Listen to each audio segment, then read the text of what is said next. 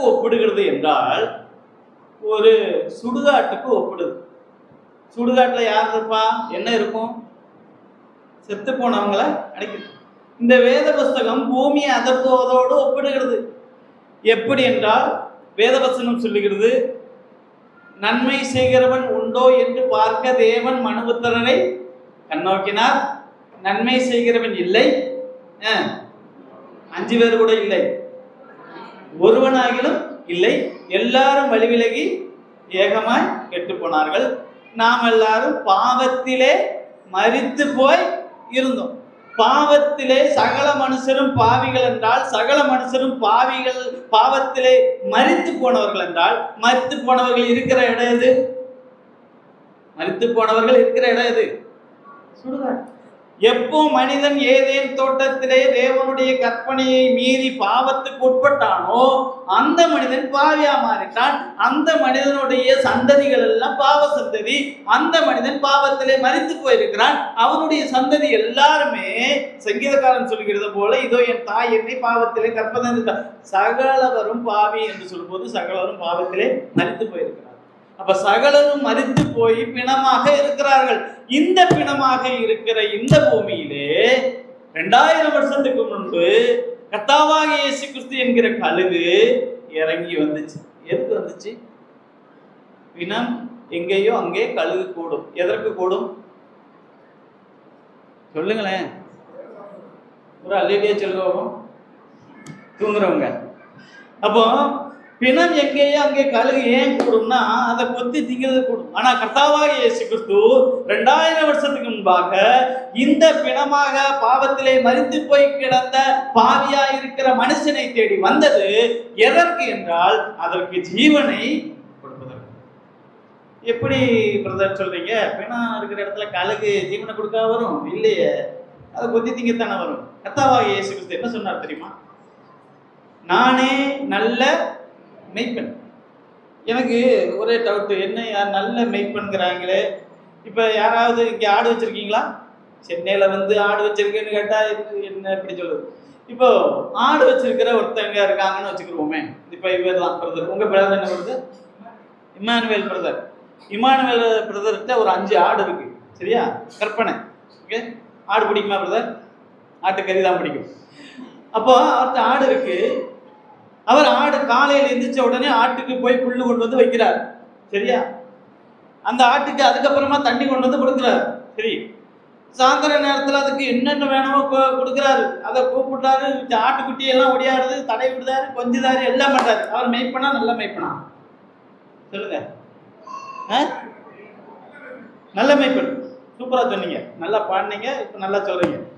அப்போ இவர் Emmanuel brother ஆடு வச்சிருக்கிறாரு, ஆட்டுக்கு தண்ணி கொடுக்குறாரு, புல்லு கொடுக்குறாரு, தடவி கொடுக்குறாரு, கொஞ்சிறாரு. அவர் நல்ல மெய்ப்பெண், அப்படித்தானே?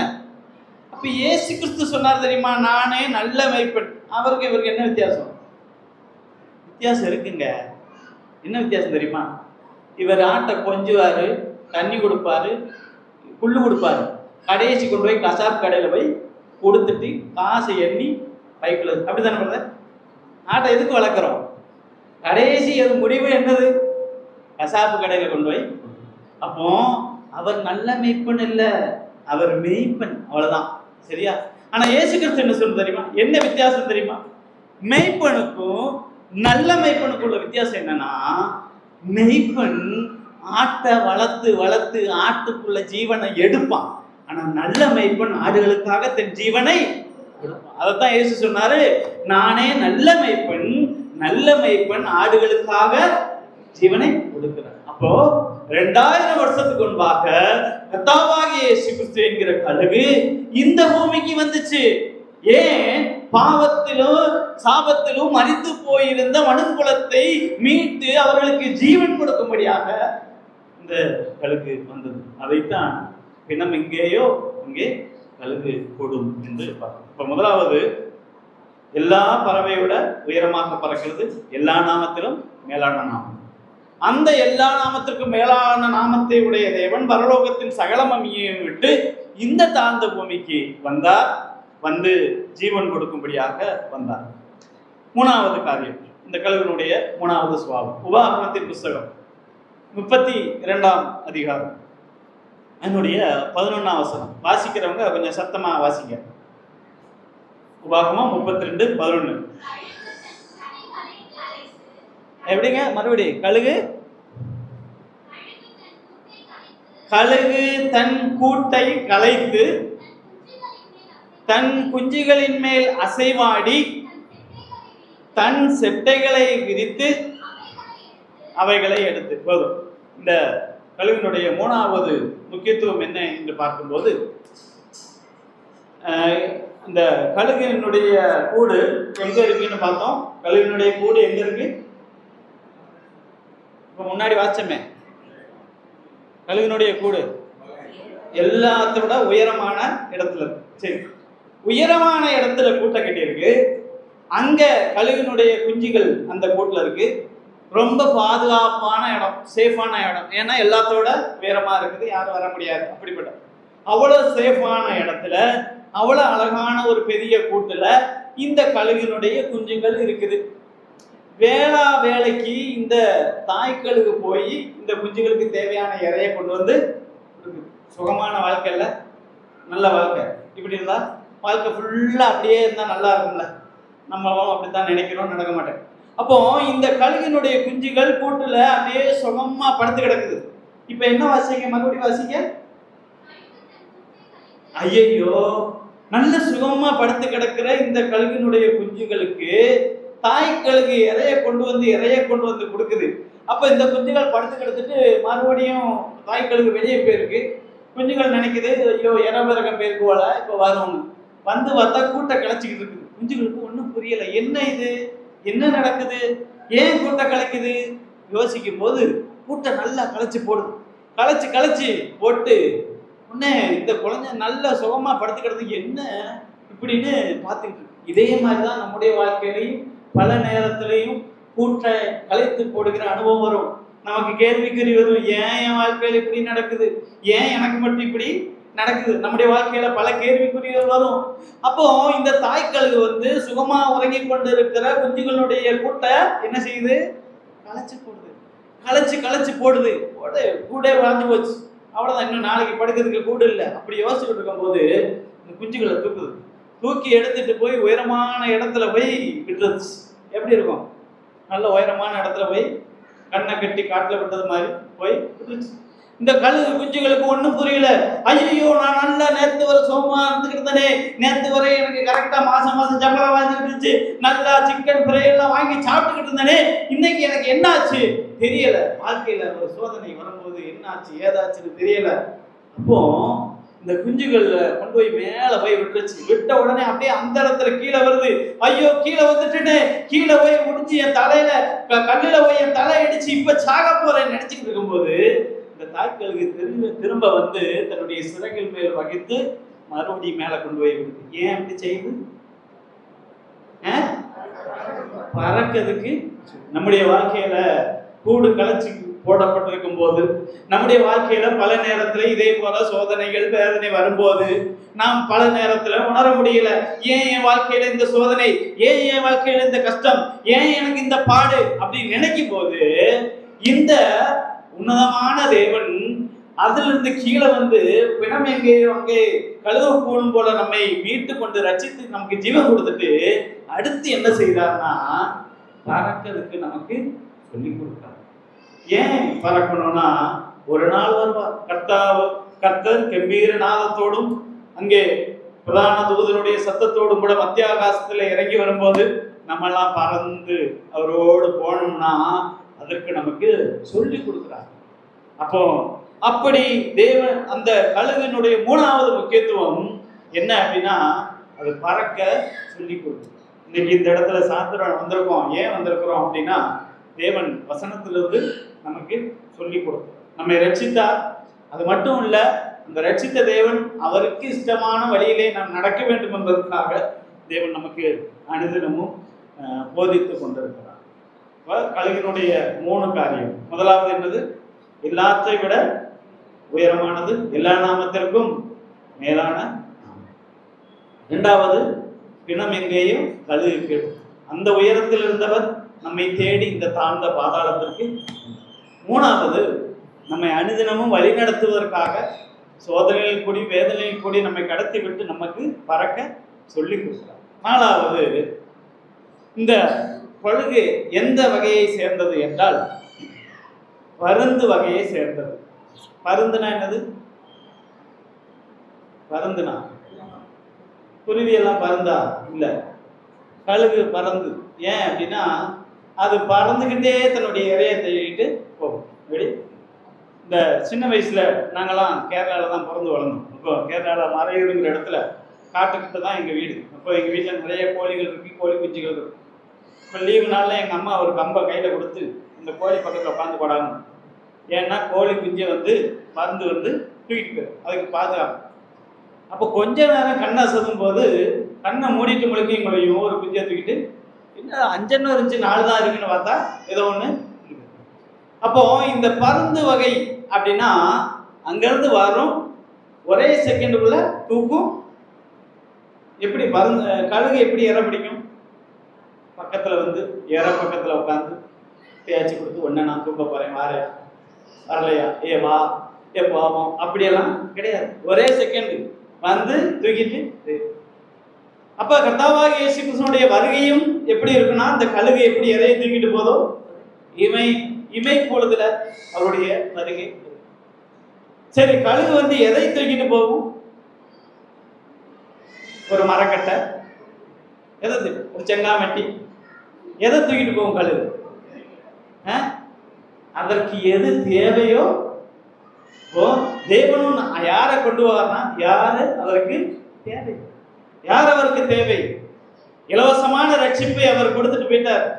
2000 வருடங்களுக்கு முன்பாக பூமிக்கு மனிதன் ஏதேன் தோட்டத்திலே தேவனுடைய கற்பனையை மீறி பாவம் செய்தான். பாவம் என்பது மனிதனை தேவனை விட்டு பிரிக்கிற ஒன்றாக இருக்கிறது. அந்த பாவத்தை மனிதன் செய்தபடியா தேவனை விட்டு மனிதன் பிரிந்தான். மனிதன் தேவனை விட்டு பிரிந்து போனபடியினாலே, அந்த பிசாசானவனுக்கு கீழ்ப்படித்தபடினாலே, பிசாசுக்கும் அவனுடைய தூதனுக்கும் ஆயத்தப்பட்டிருக்கிற நித்திய அக்னியிலே மனிதன் போகிறான். ஒருத்தனை தேவன் நரகத்துல போட மாட்டார், அது தெரியுமா? போடப்படாது. யாரையும் தேவன் நரகத்துல போட மாட்டார். ஆனா மனிதன் நரகத்துக்குள்ள போறானா அவன் சொந்த முயற்சியில போறான். தேவனா யாரையும் போடணும்னு நினைக்கல. தேவன் மனிதனை நரகத்தில் போடாமல் இருப்பதற்கு எவ்வளவு முயற்சிகள் செய்ய முடியுமோ அவ்வளவு முயற்சிகளையும் மனிதன் ஏதேன் தோட்டத்தை விட்டு வெளியே வந்த நாள் முதல் கொண்டே செய்துகிட்டு இருக்கிறார். அதற்காக தன்னுடைய ஜனமாக தேவன் ஆபிரகாமை தெரிந்து கொடுத்தார். அதன் மூலமாக ஒரு ஜனத்தை தெரிந்து விட்டார். அந்த ஜனத்தின் மூலமாக ஒரு இரட்சகரை கொண்டு அந்த ஜனத்தின் மூலமாக அநேக தீர்க்க தரிசனை உருவாக்கி அந்த தீர்க்க தரிசனம் நிறைவேறும் வண்ணமாக கர்த்தாவாகிய இயேசு கிறிஸ்து சொல்லப்பட்டபடியே, சொல்லப்பட்ட இடத்திலே, சொல்லப்பட்ட நேரத்திலே பிறந்து, சொல்லப்பட்டபடியே வாழ்ந்து, சொல்லப்பட்டபடியே மறித்து, சொல்லப்பட்டபடியே அடக்கம் பண்ணப்பட்டு, சொல்லப்பட்டபடியே உயிர்த்தெழுந்து, சொல்லப்பட்டபடியே மறுபடியும் நம்மை சேர்த்துக் கொள்ள வரப்போகிறார். அந்த கர்த்தாவாகிய இயேசு கிறிஸ்து பரலோகத்துக்கு எடுத்துக்கொள்ளப்பட்ட பின்பு ஜனங்களை மறுபடியுமாக அவருக்குள்ளாக வழிநடத்த தன்னுடைய சீசர்களை பார்த்து சொல்லிட்டு போனாரு, எப்ப நீங்கள்லாம் என்னுடைய சீசர்கள், நீங்க போய் மறுபடியும் சீசர்களை உருவாக்குங்க, அவங்க சீசர்களை உருவாகட்டும், அப்படியாவது எல்லாரும் என்கிட்ட வரும். இப்ப எவ்வளவு முயற்சி ஆண்டவர் செய்ய முடியுமோ எல்லா முயற்சியும் செய்தார். எதற்காக தெரியுமா? நாம் யாரும் நஷ்டமாகி போய்விடக்கூடாது என்பதற்காக தேவன் இவ்வளவு முயற்சிகளை செய்தார். அப்படியாக இதுதான் ஆகாயத்தினுடைய கழுகினுடைய வழியாக ஞானிகளுக்கெல்லாம் ஞானியாயிருக்கிற சாலமோன் ஞானியோடு ஞானத்தோடு சமமான ஞானம் படைத்த ஆகூர் என்கிற ஞானி சொல்றாரு, என் புத்திக்கு எட்டாத ஒரு வழிதான் இந்த ஆகாயத்தினுடைய கழுகின் வழி. இந்த ஆகாயத்தினுடைய கழுகின் வழி ஞானியினுடைய புத்திக்கு எட்டாமல் இருந்தது. ஆனால் தேவனுடைய பரிசுத்தாவியானவர் அவருடைய பரிசுத்த வேதத்தின் வெளிச்சத்தின் மூலமாக அதை நமக்கு வெளிப்படுத்தி, இதை அறிந்த ஜனங்களாகிய நாம் நாட்கள் ஆனபடியினாலே நாம் காலத்தை பிரயோஜனப்படுத்திக் கொள்ள வேண்டியவர்களாக இருக்கிறோம். இவ்வளவு பெரிய ரட்சிப்பை குறித்து கவலையிட்டு இருப்போமானால் வரும் கோபத்துக்கு எப்படி தப்பித்து விடுவோம்? இதுதான் ஆகாயத்தினுடைய கழுகினுடைய வழி என்பதை சுருக்கமாக பார்க்கணும். இரண்டாவது என்னது? கண்மலையின் மேல் பாம்பினுடைய வரி. ஸ்தோத்திரம். இப்போ ஒரு அப்பா வெளிநாட்டில் வேலை பார்க்குறார், சரியா? ஒரு அப்பா வெளிநாட்டு வேலை பார்க்கறாருன்னு சொன்ன உடனே கபார்னு செல்ற தலையெல்லாம் கதை சொல்ல போறாருப்பா அப்படின்னு தலையை தூக்கிட்டாங்க புரிஞ்சுங்க. அப்படியாவது தலையை தூக்கு. அப்போ ஒரு அப்பா வெளிநாட்டுல வேலை பார்க்குறாரு. அவரு லீவுக்கு ஊருக்கு வர்றாரு. லீவுக்கு ஊருக்கு வந்த உடனே அவருக்கு 4 பசங்க. 4 பசங்களுக்கும் 4 கிஃப்ட் கொண்டு வந்து கொடுக்குறாரு. எல்லாருக்கும் அவரோட கிஃப்ட் கிடைச்சி ரொம்ப சந்தோஷம். 4 பேர் அவரோட கிஃப்டை வாங்கியாச்சு. இப்போ அவங்க அப்பா கையில் ஒரு அழகான வாட்ச் சூப்பராக இருக்கு. உடனே இந்த 4 பசங்களுமே அப்பா பார்த்து கேட்குறாங்க, எப்பா இந்த வாட்ச் நல்லா இருக்கு கொடுங்க. அப்பா சொல்கிறாரு, என் கையில் இருக்கிறது ஒரு வாட்ச், நீங்கள் 4 பேர் கேட்குறீங்க, இந்த எங்களுக்கு பிடிச்சிருக்கு தாங்க தாங்கன்னு ஒவ்வொருத்தராக கேட்குறேன். எனக்கு தான், இன்னொருத்தன் எனக்கு தான். இப்போ அப்பா சொன்னார், சரி தாரு, நான் ஒரு டெஸ்ட் பண்ணுவேன், அந்த டெஸ்ட்டில் யார் பாஸ் ஆகுறீங்களோ அவங்களுக்கு இந்த வாட்ச். என்ன டெஸ்ட்? அப்பா சொன்னார், இந்த வாட்ச் அந்த டேபிளில் வைக்கிறேன், 4 பேரும் டேபிளுக்கு முன்னாடி உட்காருங்க, 4 மணி நேரம் வாட்சே பார்த்துட்டு இருக்கணும், எதுவும் பேசக்கூடாது. யாரும் பேசாமல் இருக்காங்களோ அவங்களுக்கு கேட்குறீங்களா? இல்லை அசையாமல் பார்த்துக்கிட்டே இருக்கணும். எனக்கு சந்தேகமா இருக்கு. இடையில வச்சு சிரிங்க, இப்படி தலையாட்டுங்க, எதாவது பண்ணு. இப்போ 4 பேரும் இந்த வாட்சை எத்தனை மணி நேரம் பார்த்துட்டு இருக்கணும்? 4 மணி நேரம் பார்த்து எதுவும் பேசக்கூடாது. பேசினா அவன் அவுட்டு. அப்போ சொன்னாங்க, என்ன டெஸ்டடா? I can remain without speaking for 4 days. This is just 4 hours. Okay, அப்பா சொன்னார், பார்ப்போமே, 4 மணி நேரம் தானே. டைம் ஸ்டார்ட் ஆயிடுச்சு. எல்லாரும் கையெடுத்து வாயில் வச்சு உட்காந்துருக்காங்க. கொஞ்ச நேரம் ஆச்சு. இந்த 4 பேர்ல ஒருத்தன் சொன்னான், டேட் அந்த ஜன்னலெல்லாம் திறந்து போடுங்க, காத்து வரட்டும், 4 மணி நேரம் உட்காரட்டும். இன்னொருத்தன் சொன்னான், டேய் அப்பா சொல்லியிருக்க பேசக்கூடாது சொல்லிருக்க, என்னத்தை பேசிக்கிட்டு இருக்க? அப்போ 3வது ஒருத்தன் சொன்னான், எனக்கு ஏற்கனவே தெரியும் நீங்கெல்லாம் பேசுவாங்கன்னு. எப்படி? எனக்கு ஏற்கனவே தெரியும் நீங்கெல்லாம். இப்போ எத்தனை பேர் இருக்கான் கடைசி? அவன் சொன்னான், நான் ஒருத்தன் மட்டும்தான் பேசலை. சோழி முடிஞ்சா? நான் ஒருத்தன் மட்டும்தான் பேசலை. இப்படிதான் கிறிஸ்தவ வாழ்க்கையிலையும் நான் பரிசுத்தேன், நான் பரிசுத்தவான் அப்படின்னு சொல்லி பேசிக்கிட்டு நம்ம அறியாமையே பழுது செஞ்சுக்கிட்டு இருக்கிறோம். நான் இதை செய்து கொண்டிருக்கிறேன். we are doing without knowing that we are doing it. நான் இதை செய்கிறேன் என்று தெரியாமலே அநேக காரியத்தை. அப்போ நம்மை சத்தியத்துக்குள்ளும் வேத வசனத்தின் அடிப்படையிலும் தேவ சித்தத்தின் அடிப்படையிலும் வழிநடத்துவதற்கு தேவந்த வசனத்தை கொடுத்திருக்கிறார். அனுதினம் நம்முடைய வாழ்க்கையில இது வழிகாட்டியாக நம்ம வைத்துக் கொண்டோம் என்றால் இப்படிப்பட்ட காரியங்களுக்கு தவறி விடுவதற்கு வழி இல்லை. அதனால வேத வசனமே நமக்கு வெளிச்சமாக வழிகாட்டியாக வைத்திருக்க வேண்டும். சீக்கிரமாக இந்த கண்மலையிலே பாம்பின் வழியையும் பார்த்துட்டு நம்ம முடிக்கலாம். 2வதாக நம்ம பார்த்தது கண்மலையிலே பாம்பினுடைய வழி. இது என்னை ஆச்சரியத்துக்குள்ளாக கொண்டு போச்சு. 4 வழியுமே, ஆகாயத்தினுடைய கழுகின் வழி, கண்மலையின் பாம்பின் வழி, சமுத்திரத்திலே கப்பலின் வழி, ஒரு கண்ணியை நாடிய புருஷன் வழி, இந்த 4 வழியுமே எனக்கு ஆச்சரியமா தான் தோணுச்சு. இந்த கண்மலையின் மேல் பாம்பின் வழியும் ஒரு வித்தியாசமான வழிதான். ஒரு கண்மலை, அந்த கண்மலையில ஒரு பாம்பு போச்சுன்னா போனதுக்கு அப்புறம் இது பாம்பு போயிருக்குன்னு தெரியுமா? தெரியாது. அதே போலதான் இந்த கண்மலையின் மேல் பாம்பின் வழியும் புத்திக்கு எட்டாததாகத்தான் இருக்கிறது. நாம் 1 கொரிந்தியர் 10ஆம் அதிகாரம் 4ஆம் வசனத்தை வாசிக்கும் போது, வாசிங்களேன், பைபிளை கையில் ரெடியாக எடுத்து வச்சுக்கோங்க. இப்போ சொல்லுவான்னு நினைச்சுக்கிட்டுங்க. அப்போ தான் டபார்னு வாசிக்க முடியும். 1 கொரிந்தியர் 10:4 சத்தமா. எல்லாரும் ஒரே ஞான பானத்தை குடித்தார்கள். எப்படியெனில் அவர்களோட கூட சென்ற ஞான கண்மலையின் தண்ணீரை குடித்தார்கள். அந்த கண்மலை கிறிஸ்துவே. சரி, இப்ப கண்மலை என்னது? கண்மலை என்னது? கிறிஸ்து. புரிஞ்சு வச்சு, கண்மலை கிறிஸ்து. வெளிப்படுத்தினல் 12ஆம் அதிகாரம் 9ஆம் வசனம். வெளிப்படுத்தினல் Revelation chapter 12 verse 9. உலகம் அனைத்தையும் மோசம் போக்குகிற பிசாசு என்றும் சாத்தான் என்றும் சொல்லப்பட்ட பழைய பாம்பாகிய பெரிய வலு சர்ப்பம் சொல்லப்பட்டது. இப்ப சர்ப்பம் எது சொல்லுங்களேன்? எல்லாரும் வசனம் கேட்டே இல்லை, சொன்னா பரிசு கொடுத்தா தான் சொல்லுவோம், அப்படி எதுவும் இருக்கா? சாத்தான். Correct, super. அப்போ கண்மலை என்பது யாரு? கிறிஸ்து. பாம்பு என்பது சாத்தான். ஈஸி, தெரிஞ்சு போச்சு இல்ல? அவ்வளவுதானே, முடியுமா? கண்மலை என்பது கிறிஸ்து, பாம்பு என்பது சாத்தான். இதைத்தான் ஞானிகளுக்கெல்லாம் ஞானியாகிய சாலமோன் ஞானியுடைய ஞானத்தோடு சமமான ஞானம் படைத்த ஆளுங்கிறவர் சொல்றாரு, கண்மலையின் மேல் பாம்பின் வழி எனக்கு தெரியாது. ஏதோ ஒரு அவருக்கு ஏதோ ஹிண்ட் கிடைச்சிருக்கு, ஆனா டீட்டெயில் கிடைக்கல. இந்த கண்மலையின் மேல் பாம்பின் வழியை பற்றி நாம் ஆராய்வோமானால் ஆராய்ச்சிக்கிட்டே போகலாம். காரணம், கண்மலையின் மேல் பாம்பின் வழி எங்கே தொடங்குதுன்னா, ஏதேனும் தோட்டத்துல தொடங்கி இன்னும் போய்கிட்டு இருக்கு. எவ்வளவு போகணும்னு தெரியாது, அப்படியாக போய்கொண்டு இருக்கிறது. அந்த கண்மலையின் மேலுடைய பாம்பின் வழி என்ன என்று பார்க்கும்போது, தேவன் இந்த பூமியிலே மனிதனை படைத்தார். மனிதனை படைத்ததனுடைய நோக்கம் என்னவென்றால், இது நம்ம எல்லாரும் தெரிஞ்சு வச்சுக்கணும். அடுத்து நான் செய்தியில கூட கேட்பேன், நீங்க யாராவது சொல்லுங்க, சொன்ன பரிசு. சரியா? தேவன் இந்த பூமியிலே மனிதனை படைத்தனுடைய 3 முக்கிய நோக்கம் இருக்கு. தேவன் மனிதனை படைத்ததுக்கு நோக்கம் என்னன்னு சொன்னா, நீங்க ஒவ்வொருத்தரும் ஒவ்வொன்று சொல்லுவீங்க, எல்லாம் கரெக்ட் தான். ஆனா அந்த எல்லாமே இந்த 3க்குள்ள அடங்கிடும். என்ன தெரியுமா? தேவன் மனிதனை படைத்ததற்கான நோக்கம், முதல் காரியம், மனிதன் தேவனை அறிய வேண்டும். 2வது நோக்கம், மனிதனுக்கு தேவனோடு உறவு வேண்டும். 3வது, மனிதன் தேவனை தொழுது கொள்ள வேண்டும். 3 புரிஞ்சு வச்சா சொல்லுங்க வைப்போம். மனிதன் தேவனை அறிய வேண்டும், தேவனோடு உறவு வேண்டும், தேவனை தொழுது கொள்ள வேண்டும்.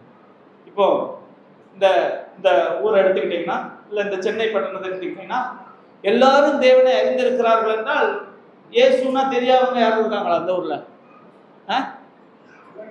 தெரியும். அப்போ தேவனை அறிஞ்சிட்டாங்க, அது பத்தல. 2வது, தேவனோடு உறவு வேண்டும். ஓகே, அது இருக்கான்னு பார்த்தா இல்லை.